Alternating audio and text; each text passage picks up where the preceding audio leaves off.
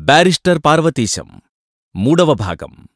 తరువాత మహదాశీర్వచనము మంగళహారతితో వధూవరులను లేవదీసి కన్య పైట కొంగుకు వరుని కండువా కొంగు ముడివేసి వారిద్దర్నీ లోపలకు తీసుకువెళ్ళి ఉభయవర్గాలలోనూ ఉన్న పెద్దలందరికీ నడుములు పడిపోయేటట్టు పాదాభివందనాలు చేయించారు. కానైతే కొంచెం ఇబ్బందిగా ఉన్నా వంగినప్పుడల్లా ఆ పిల్ల చెయ్యో భుజమో తగులుతోంటే ఇంక కొంచెంసేపు ఇలా జరుగుతూంటేనే బాగుండననుకున్నాను. మీరు నవ్వకండేం. సాయంకాలం మళ్లీ అగ్నిహోత్రాలు సప్తపదులు అరుంధతీ దర్శనమయ్యే వరకు పగలంతా కన్యాప్రదాతలు మేమూ కూడా ఉపవాసమే. మధ్యాహ్నం వేళ మాకుభయులకు కొంత ఫలహారం పెట్టారు. అది అట్టే తినకుండా పెళ్లికూతుర్నే అలా చూస్తూ కూర్చుంటే ఆ అమ్మాయి తలవంచుకునే నవ్వాపుకుంటూ, అంతలా చూడకండి, దానికింకా బోలెడంత కాలం ఉన్నది కదా, అంతా ఇప్పుడే చూసేస్తే తరువాత నన్ను మళ్లీ మరిచిపోగలరు, ముందు ఫలహారం చెయ్యండని అటూ ఇటూ ఓ మాట చూచి ఎవ్వరూ చూడడం లేదనే ధైర్యంతో తను కొంచెం కొరికిన లడ్డూ ఉండా నాకందించింది. తీరా నోటిదాకా వెళ్లే వరకు ఈ రహస్యం నేను కనిపెట్టలేదు. అమ్మా అల్లరిపిల్లా అని నేనూ సగం కొరికి, పాపం నీది నువ్వే తీసుకో అని నేను ఏకంగా ఆ అమ్మాయి నోటికే అందించాను. నవ్వుతూ నా మొహంకేసి చూసి నోటితోనే అందుకున్నది. నాకెందుకో అంతులేని ఆనందం కలిగింది. ఇంతటితో శాస్త్రీయమైన వివాహకాండ ముగిసింది. ఇంతటితో మన వాళ్లకు తృప్తిలేక ఈ ఆనందోత్సాహాన్ని మరొక 4 రోజులు పెంచి ఏదో నలుగులని, ఊరేగింపులని, అలకలని, వధూవర్లచేత వేళకాని వేళ దంతధావనాలని ఇలాంటి వెన్నెన్నో వేడుకలు కల్పించుకోవడం ఆనవాయితీ అయింది. సదస్యమను పేరుతో వచ్చిన విద్వాంసులందర్నీ నిండు సభలో యథాశక్తి సన్మానించి వారి ఆశీర్వచనము పొందడమూ, సభకు వచ్చిన వారందరికీ కూడా ఏదో కొద్దో గొప్పో సంభావన ఇచ్చి పంపడమూ ఇది అంతా ఒకనాటి కార్యక్రమం. ఈ 5 రోజులు గ్రామస్థులలో అన్ని వర్ణముల వారికి సమారాధనలు, ప్రతిరోజూ ఒక పూట నిరుపేదలందరకూ లేదనకుండా అన్నదానం. ఈ రకంగా 50 మందికి తమ ఆనందాన్ని పంచి ఆనందింపజేసేవారు. నిజంగా జన్మకంతా సరిపడ్డ ఇటువంటి ఆనందమూ ఇలాంటి కార్యక్రమమూ ఏ దేశములోనూ ఉండబోదు. విదేశాలలో వివాహములకు చర్చికి వెళ్లడం, అక్కడ వాళ్ల ఆచార పద్ధతిని కొంతమంది స్నేహితుల సమక్షంలో పావుగంటలోనో అరగంటలోనో పని ముగించుకుని వధూవరులిద్దరూ వెంటనే అదివరకే నిర్ణయించుకున్న ప్రదేశాలకెక్కడికో విలాసయాత్రలకు వెళ్ళిపోతారు. ఆ పూటకు సుఖభోజనం చేసి ఎవరి పనులమీద వాళ్లు వెళ్ళిపోతారు. మనలోలా ఇంతమంది బంధు సందర్శనమూ ఆత్మీయత అక్కడ ఏమీ కనబడవు. 5వ రోజున నాకబలి.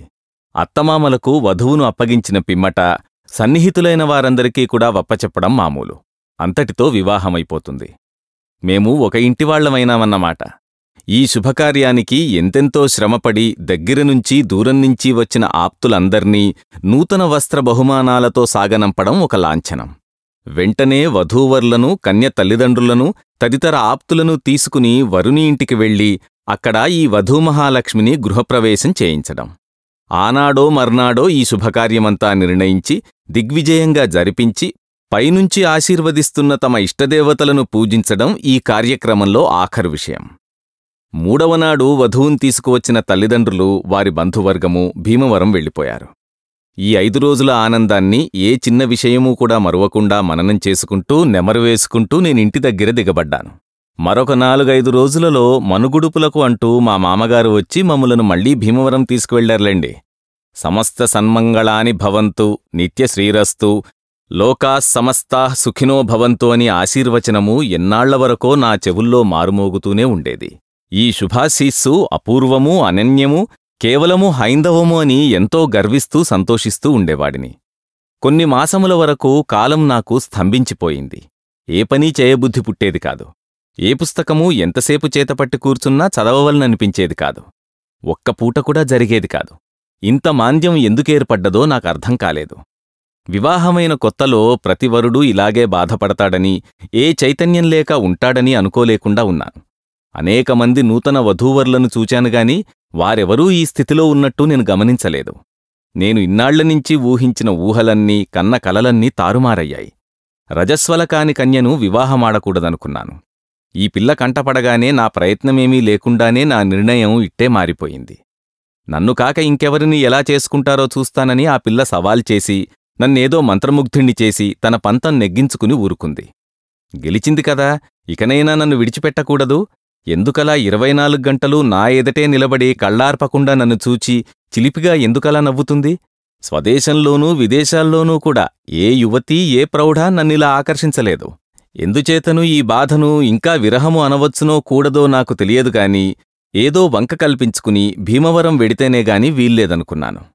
అక్కడున్న నా మిత్రుడు రాజు నా ఊహలు పసికట్టినట్టు నాతో పని ఉన్నదని నన్నొకసారి తొందరగా రమ్మనమని మనిషిని పంపించాడు.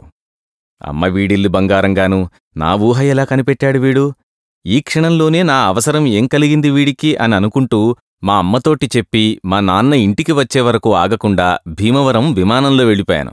అంటే నిజంగా విమానమని కాదుగాని నేను మట్టుకు ఎన్ని గంటలు ప్రయాణం చేశానో లెక్కపెట్టనూ లేదు. కాని సుమారు 5:30 నిమిషాలలో భీమవరం చేరానని అనుకున్నాను. నేనొక్క క్షణం ఊరు బయట తటపటాయించి తిన్నగా ఎందుకైనా మంచిదని రాజు ఇంటికి వెళ్ళాను. నా ఊహ గ్రహించి పంపిన రాజు పిలుపు కంటే నేను రాజు ఇంటికి చేరిన 1 గంటలో మరీ ఆశ్చర్యమైన సంఘటన జరిగింది. నేను కాఫీ ఫలహారం ముగించి రాజుతో ఏదో మాట్లాడుతుంటే అచ్యుతరామయ్య గారింటి దగ్గర్నుంచి అనగా మా మామగారి ఇంటి వద్ద నుంచి పార్వతీశంగారు వచ్చారని తెలిసిందని, వచ్చి ఉంటే మా ఇంటికి దయచేయమని చెప్పమన్నారంటూ ఒక మనిషి వచ్చాడు. నేను ఎంతో ఆశ్చర్యపడ్డాను. నా రాక వీళ్లకెలా తెలిసింది అనుకున్నాను. ఏం రాజు, నువ్వేమైనా కబురు చేశావా అన్నాను. రామరామ, నేనేమీ కబురు చేయలేదు అన్నాడు. నన్నసలిక్కడకు రమ్మనవలనని నీకెందుకు తోచింది అన్నాను. నేనేదో మామూలుగా ఒక మాట రమ్మని వ్రాశాను కాని దీనిలో అంతరార్థమేమీ లేదన్నాడు. అయితే ఏమిటిప్పుడు నాతో అంత అర్జెంటు పని అన్నాను. పనేమీ లేదు కాని చిత్రమేమిటంటే 2 రోజుల్నించి ఎందుకో నిన్ను చూడవలనని, నీవూ ఇక్కడకు రావలనని అనుకుంటున్నానని బలీయమైన ఆలోచన ఒకటి కలిగింది. దీని భావమేమిటో తెలుసుకుందామని నిన్ను రమ్మనమని వర్తమానం చేశాను అన్నాడు రాజు. ఇటువంటి వింత ఆలోచనే అచ్యుతరామయ్య గారికి కూడా కలిగిందా తెలుసుకుందామనే కుతూహలం కలిగి రాజు ఏదో చెప్పబోతుంటే ఇప్పుడు కాదు మళ్ళీ వస్తానని రాజు నవ్వును కూడా లక్ష్యపెట్టకుండా తిన్నగా అచ్యుతరామయ్య గారింటికి వెళ్ళాను.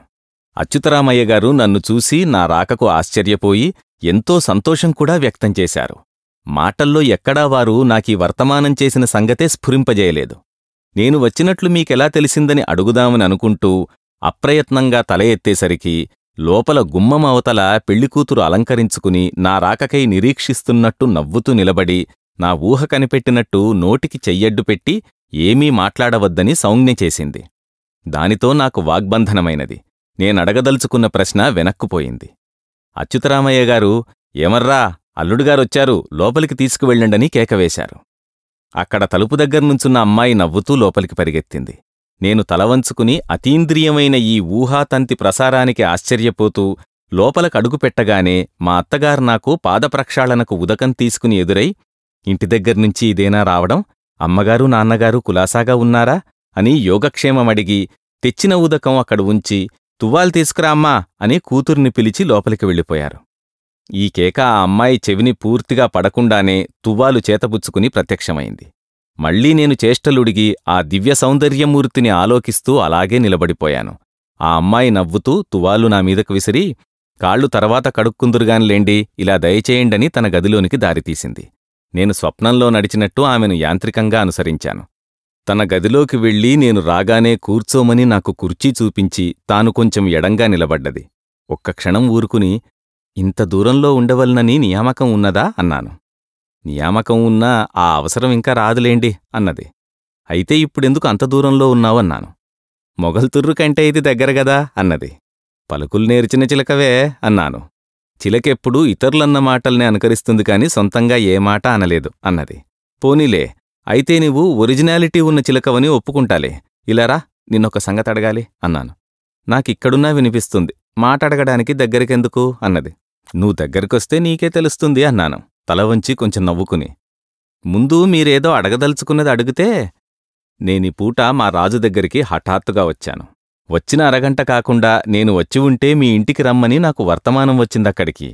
ఆ వర్తమానం మీ నాన్న చేయలేదన్న సంగతి తేలిపోయింది. నేను వచ్చినట్లు తంతివార్త నీకెలా అందింది భామా? కాదు బాలా అన్నాను. సమాధానం చెప్పకుండా తనలో తను ఊరికే నవ్వుకోవడం మొదలుపెట్టింది. నేనా అమ్మాయికేసి చూస్తూ కూర్చున్నాను. కొంతసేపటికి నా మౌనం గ్రహించి కాబోలు తల ఎత్తి నాకేసి చూసింది. ఏమిటలా మౌనంగా చూస్తూ కూర్చున్నారు అంది. నవ్వడమైన తర్వాతను నేనడిగిన దానికి సమాధానం చెబుతావేమోనని చూస్తున్నాను అన్నాను. మీరసలు ఆ ప్రశ్న ఎందుకడిగారో నాకర్థం కావడం లేదు. మీరు వస్తున్నానని వారం రోజుల్నించి నాకస్తమానం కబురు పంపిస్తూనే ఉన్నారుగా. అంతేకాకుండా ఈరోజు మీరు బయలుదేరేటప్పుడు కూడా వర్తమానం అందజేస్తే ఆ మాట పట్టుకుని మీరీపాటికి వచ్చి ఉంటారని ధైర్యంతో నేను కబురు చేసిన మాట వాస్తవమే అన్నది నవ్వుతూ. అని వెంటనే స్వరం మార్చి కొంచెం దీనంగా, నేను తప్పు చేశానంటారా అన్నది. నా ఆశ్చర్యానికి మేరలేకపోయింది. నా ఊహ, నా కోరిక అంతా బలీయమై అటు రాజుకీ ఇటు నా హృదయేశ్వరికి కూడా వర్తమానం అందించిందా? ఇది నమ్మలేని నమ్మశక్యంగాని విషయమే. కాని ఈ జరిగినదంతా కనీ విని నమ్మకుండా ఎలా ఉండగలను? మానవుని ఊహలకు, సంకల్పానికి ఇంత శక్తి ఉంటుంది కాబోలని మాటాడలేక నెమ్మదిగా నా ప్రాణేశ్వరి చెయ్యి పట్టుకుని దగ్గరగా తీసుకున్నాను. నా స్పర్శ తగలగానే ఆ అమ్మాయి శరీరంలో ప్రతి నరమూ స్పందించింది. కొంచెం భయపడుతోన్నట్టు నిలబడ్డది. నేను ఇంకా కొంచెం దగ్గరకు తీసుకుని ముఖంమీద నాట్యమాడే ముంగుర్లు కొంచెం వెనక్కి తోస్తూ చెక్కిళ్లు నిమురుతూ, ఈ వారం రోజుల్నించి నేనొక్కసారి వస్తే బాగుండునని నువ్వూ అస్తమానమూ అనుకుంటూ నాకూ తంతివార్తలు పంపేవా? ఎంత చిత్రంగా ఉంది! ఈ స్వల్ప వ్యవధిలో ఇంత దూరాన్నున్న మనమిద్దరమూ ఏకమైపోయామా? ఈ అనుభూతి నాకెంత ఆశ్చర్యాన్ని కలిగిస్తున్నదో నీతో కూడా చెప్పలేకుండా ఉన్నాను ప్రియా అని ఒక్కమాటు గాఢాలింగనం చేసుకుని అంతకంటే గాఢంగా ముద్దు పెట్టుకున్నాను. ఆ క్షణంలో మేమిద్దరమూ ఒక్కరమే అయ్యాము. కొంతసేపటికి నెమ్మదిగా నా చేతులను విడిపించుకుని ఒక్క రవ్వ ఎడంగా జరిగి, నేను పిలిచానంటారా? నా పిలుపు మీదాకా వచ్చిందా? నాకూ చాలా ఆశ్చర్యంగానే ఉన్నది. నేను పైకి ఏమీ అనలేదు. లోపల ఏమనుకున్నానో నాకే తెలియదు. ఈ పర్యవసానానికి కారణం బహుశా మీ నామస్మరణ అక్షరలక్షలు చేశాను కాబోలు. మంత్రసిద్ధి కలిగి నా స్వామి నా ఎదుట సాక్షాత్కరించాడు అని ముఖానికి చేతులు అడ్డుపెట్టుకుని నా భుజం మీద వచ్చి వాలింది. నేను ప్రతివచనం ఏమీ చెప్పలేకపోయాను. ఎంత గొప్ప ఊహ! ఎంత చిత్రమైన వర్ణన! నా సరస్వతి గొప్ప కవి అవుతుందా ఏమిటి అనిపించింది. ఆ క్షణంలో ఆ మాటే పైకి అన్నాను కూడా. నేను కవయిత్రినే అయితే అందులో నా ప్రయోజకత్వం ఏమీ ఉండదు. ప్రతి ఊహ, ప్రతిస్పందన మీలోనుంచే నాకు వస్తుంది.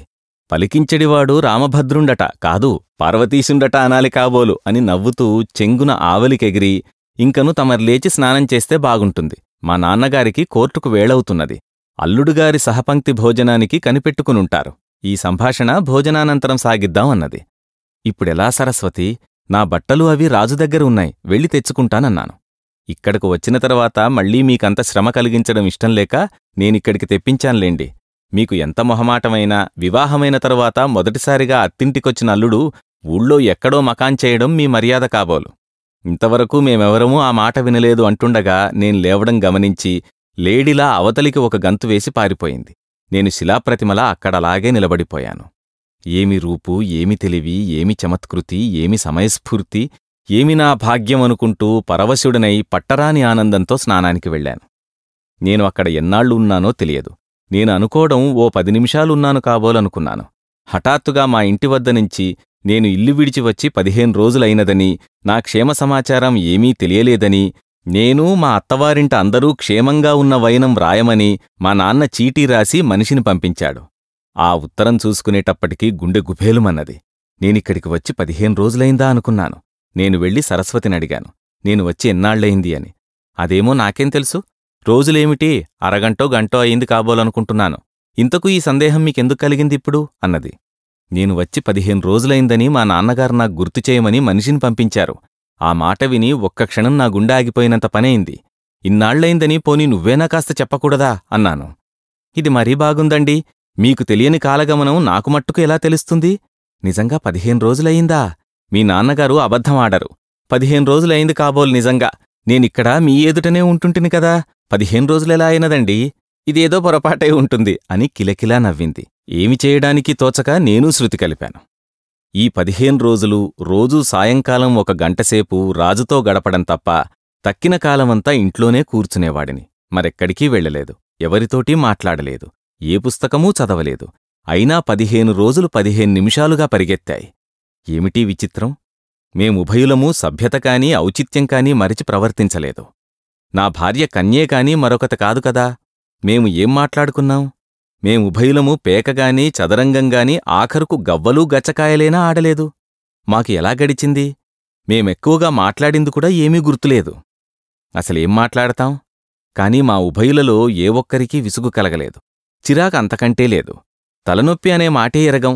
మా ఇద్దరకు అంత కొద్ది మాటలతో కాలగమనమెరుగని ఒడలెరుంగని ఆనందం ఎలా కలిగింది? ఏమమ్మాయ్, నువ్వేనా మన కాలం ఎలా గడిచిందో, ఇంత పరవశత్వమూ మైమరుపు ఎలా వచ్చిందో చెప్పగలవా? కొంపతీసి ఏ కోయవాళ్ల దగ్గరైనా వశీకరణ మంత్రమేమీ నేర్చుకోలేదు కదా? అయిందేదో అయినది.